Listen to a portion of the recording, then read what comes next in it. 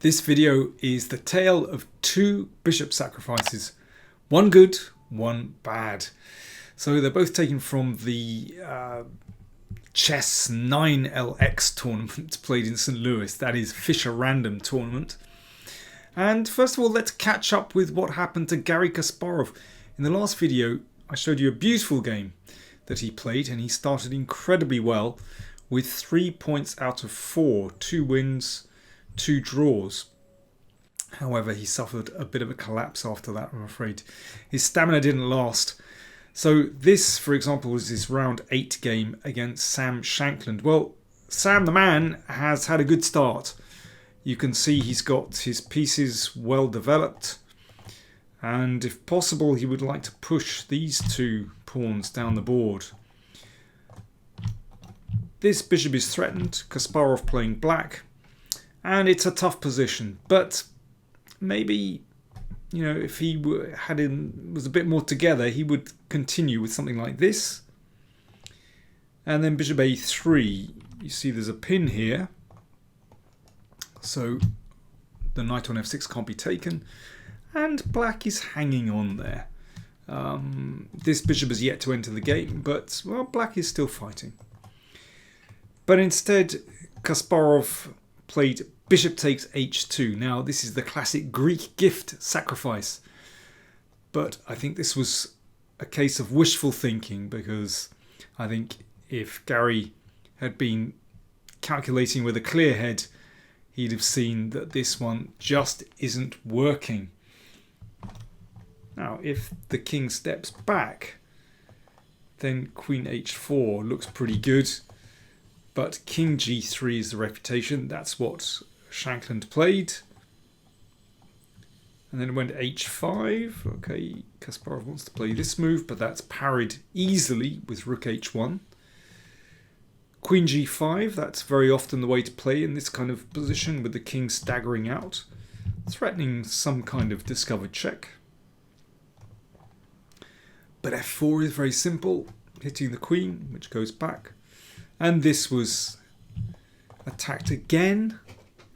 Now, if the queen were to step forward, well, there's a couple of things you could do, but this one is a pretty simple way to end things. And then you could just take this knight, but if you want to be really brave, you could do this.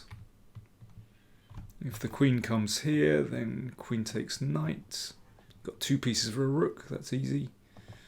Or the queen could check, but actually there's no real attack here, even if you drag the king further forward. In fact, e5, the king steps out. Kasparov actually played bishop takes f5,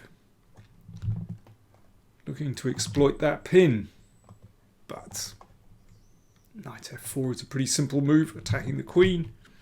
And Kasparov resigned, because if queen g5, then rook takes h5. The queen has to go back, and the attack is over. So, a disappointing end for Kasparov in the tournament. He actually lost his last 5 games after that 3 out of 4 start. Poor guy. Well, let's have a look at the decisive game in this event. So, Fabiano Caruana against Samuel Seian. Caruana playing pretty well at the moment. Samuel Seian, well, he was one of the pack, along with Caruana, trying to get top position right at the end of the tournament. So it was wide open. Caruana with white. Let's have a look at this starting position. It's very interesting. This is more random than a lot of the other positions. 2 bishops over here, and yeah, the piece is also slightly oddly placed, you could say. You know, you got to ask, well, you know, which side is that king going to castle? Probably on the queen side, if you can call it the queen side any longer, on the left hand side, because there's only one piece in the way. You know, it takes a lot to actually clear all these pieces out of the way. So that's one thing. Both sides know pretty much that they're going to castle on this side of the board, if at all. looking at a lot of these games, it's important to make sure the bishops come into the game quickly. So both sides do that. F4, supported by the rook, and opens up that bishop's diagonal. Seian does the same with F5, and both sides playing exactly the same way. So these bishops are given their freedom. And the knight comes out, and this knight comes out. And E4, so Caruana breaks in the middle. D6, so the symmetry is broken here. It's funny, you know, it's very hard, for me at least, to judge, you know, who's taking the initiative here. Whereas, you know, in a normal opening, I can say, oh yeah, White has, you know, made a bold start or whatever. It's really hard for me to say. Knight e6, so Seian is going in a very different direction, and this knight looks like it's heading for one of these squares. And bishop d5, so this is pretty unusual. This bishop flying out at a very early stage. So attacking the knight, which comes into the middle, and Caruana exchanges, and then knight d3. It looks as though he's looking to target these pawns. You could argue, well, the e-pawn is slightly backward. But if the pawn advances, which Seian does, then this one could become weak. So let's have a look. E5. So we have a hanging pawn position. You know, if we mirror this down the middle of the board, yeah, typical position. Just slightly odd with the kings as they are. These pawns certainly don't look badly placed when this bishop supports this one, and the pawn on f5, well, the knight on d4 is supporting it at the moment. Bishop takes. Well, you don't want to play pawn takes because that will leave this one rather poorly positioned on its own, and that's a weak square. So knight takes, obviously. Knight looks good in the middle there, and these pawns are still supported. But knight e2, so this was Caruana's whole idea, I think, when he exchanged bishops. He's looking to weaken that pawn on f5. He wants to exchange off that knight. But it's not so clear because that bishop enters the game. Knight takes knight, and bishop takes knight, and the knight comes to f4.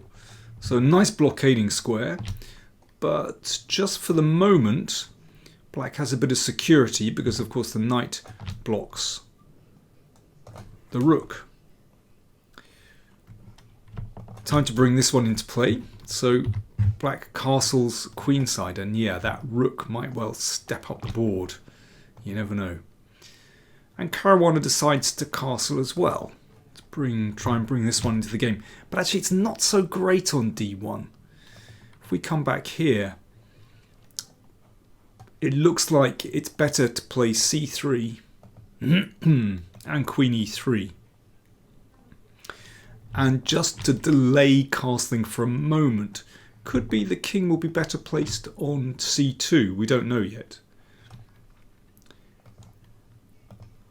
But after castle's queenside, Seian seizes the moment. He played queen a4. Excellent move. And you can see, yeah, all these pawns here. They're rather that rook is restricted. The queen is a little bit restricted. That rook can't come into play at the moment.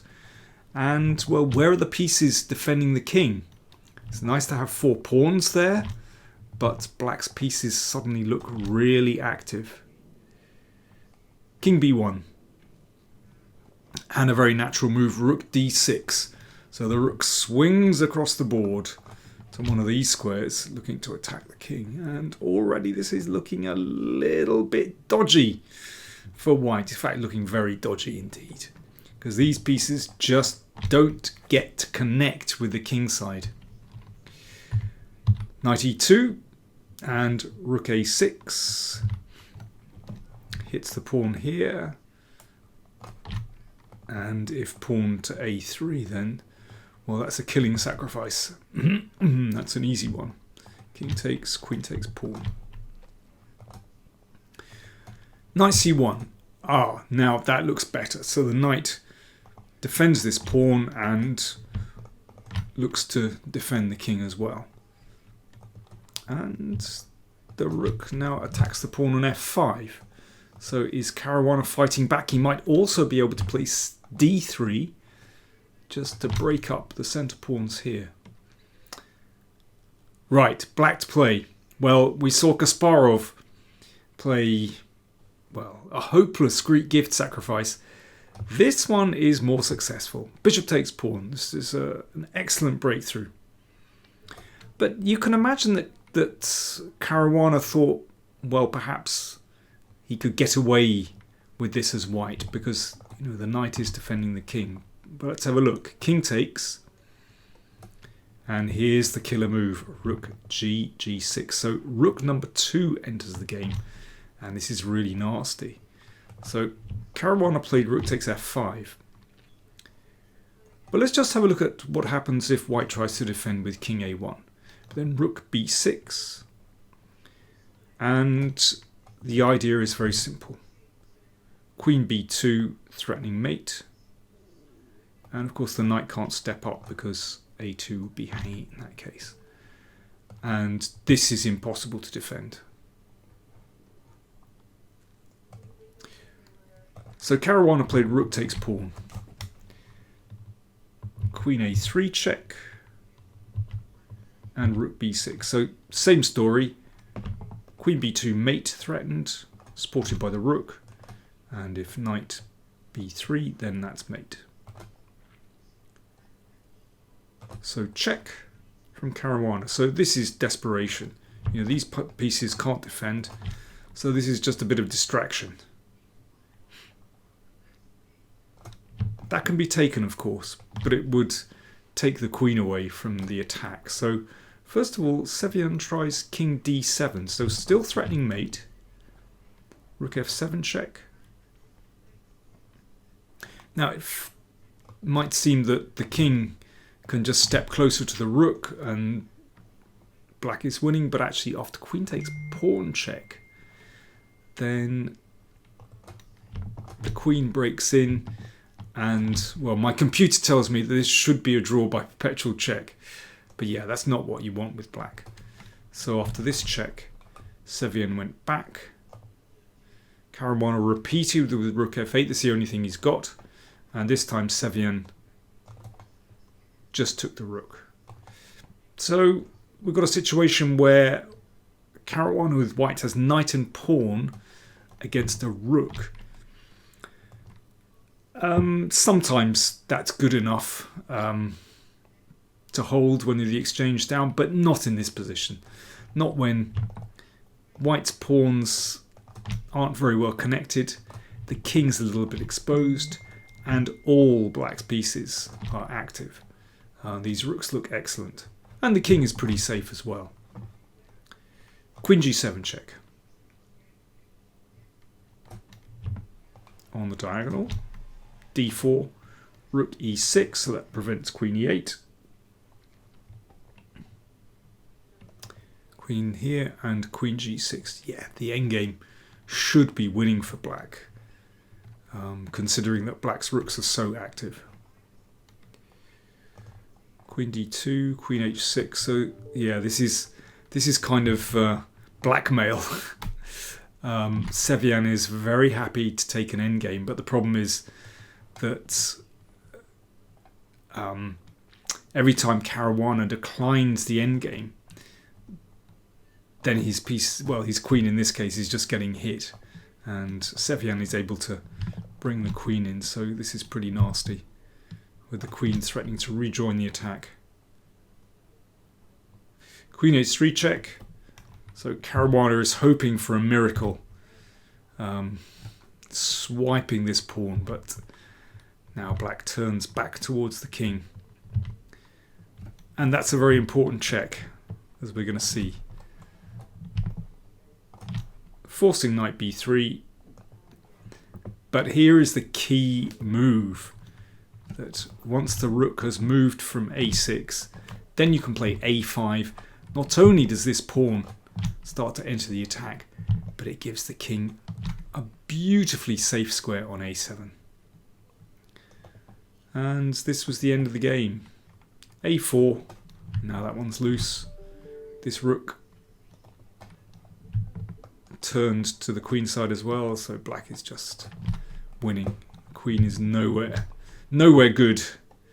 Rook c1, rook c4, and that was the final move of the game. Understandably, Caruana resigned because the rook is just coming in, and then it's going to be mate.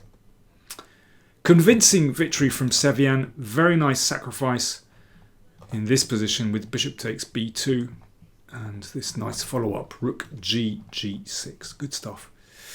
So Seian actually won the tournament with 7 out of 9. There was a pile-up in second, fourth position with So, Aronian and Shankland on 6. But yeah, there's some very entertaining games in that tournament. I'm sure if you Google it, you can find the games online. For example, if you go to chessbase.com, you can see the tournament report there. Thanks for watching.